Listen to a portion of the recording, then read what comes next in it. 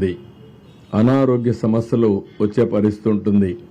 దీనికోసమే ఏమి చేస్తే మంచిది, ఏమి చేయకూడదు, ఈ రెండు కూడా ఒక పాంప్లెట్ తయారు చేస్తున్నాం. ప్రతి ఒక్క ఇంట్లో చైతన్యం తెచ్చే విధంగా ఈ పాంప్లెట్స్ ఇచ్చి తద్వారా ప్రజా చైతన్యంతో వాళ్ళ ఆరోగ్యాన్ని కాపాడడానికి ఏమేం చేయాలనో అవన్నీ చేస్తాం. ఇది కాకుండా ఈరోజు టెక్నాలజీ ఉపయోగించి డ్రోన్ కానీ సెల్ ఫోన్ కానీ ఎన్యూమరేషన్ కూడా దీన్ని వాడమంటున్నాం. రాష్ట్రం మొత్తం ఎక్కడైతే వరి పంట దెబ్బతినిందో, పంటలు దెబ్బతిన్నాయో డ్రోన్ ద్వారా కవరేజ్ తీసుకోమంటున్నాం, అనలిటిక్స్ తీసుకోమంటున్నాం. అదే మరి ఇండ్లలో కూడా నీళ్లన్నీ వచ్చి స్కూటర్లు కానీ మోటార్ బైక్లు కానీ లేకపోతే కార్లు కానీ ఇవన్నీ ఉంటే దెబ్బతింటే అవన్నీ క్లీన్ చేసే బాధ్యత కూడా ఫైర్ సర్వీస్కి అప్పచెప్తున్నాం. ఎక్కడికక్కడ అవి కూడా క్లీన్ చేసి మళ్ళా రిపేర్ గవర్నమెంట్ పంపించే విధంగా. ఇంకో పక్కన రేపో ఎల్లుండో బ్యాంకర్స్తో ఇన్సూరెన్స్ కంపెనీస్తో కూడా ఒక మీటింగ్ పెట్టుకుంటాం.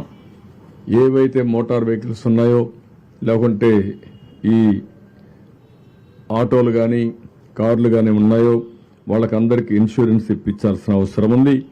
ఆ ఇన్సూరెన్స్ ఇప్పించడానికి ఏమేం చేయాలో చేసి ఒక 15 days లోపల అవసరమైతే సర్టిఫికెట్స్ అన్ని కూడా ఇప్పించి ఏ విధంగా క్లెయిమ్స్ అన్ని సెటిల్ చేయాలో చేస్తాం.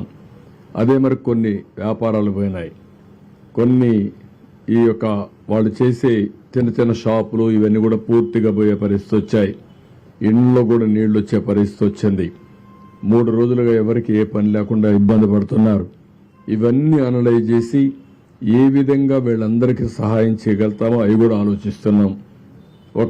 ప్రతి ఒక్క కుటుంబంలో కూడా ప్రతి ఒక్క వ్యక్తి నష్టపోయారు.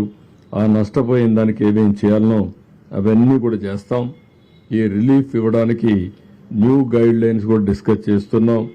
రేపు అవన్నీ కూడా ఫైనలైజ్ చేసి ఇది టీంతో ఎన్యూమరేషన్ కూడా పూర్తి చేసి అదే మరి టోటల్గా రీహాబిలిటేషన్ కూడా పూర్తయిన తర్వాతనే ఇక్కడుండే అధికార యంత్రాంగం అంతా కూడా మళ్ళీ నెక్స్ట్ యాక్టివిటీకి వెళ్తాం.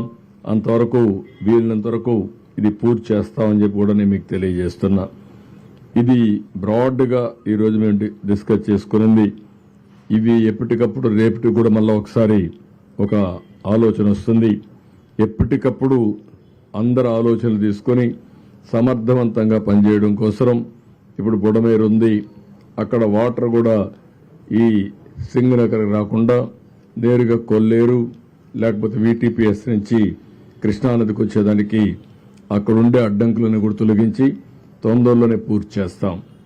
అదే మరిగా ఇక్కడ కృష్ణ లంకలో ఏవైతే ఆ గోడ కూడా ఉంది దానికి కూడా ఒక టార్గెట్ పెట్టుకుంటాం. నీళ్లన్నీ వచ్చే నీళ్లను లిఫ్ట్ కూడా చేయమన్నాం. ఇంకా లెవెల్ తగ్గితే ఈ నీళ్లు కూడా రిసీడ్ అవుతాయి. ఏవైతే ఇక్కడి నుంచి వాటరు కృష్ణా నదిలోకి వదిలిపెట్టారో